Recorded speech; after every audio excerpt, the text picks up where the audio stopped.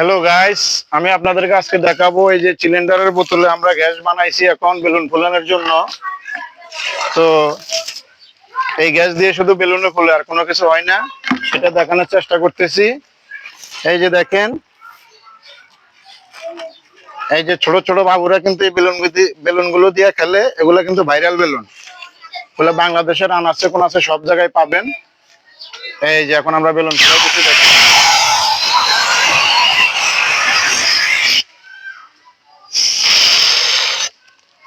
এই যে বেলুনটা এখন ছেড়ে দিলে কিন্তু আকাশে উড়ে যাবে, এই যে দেখতেছেন সবাই। ঠিক আছে, এই যে দেখেন, এই যে এটা হলো সোনালী মাছ। এই যে বাবু খেলবে আর বাবুর মা শুধু কিনবে এই বেলুনগুলা।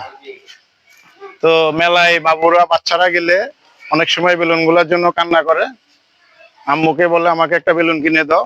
এই সেই ভাইরাল বেলুন এখন আমি ফুলে আপনাদেরকে দেখাইলাম। এই যে আমি আরেকটা বেলুন ফুলাইতেছি, ভালো করে একটু দেখেন।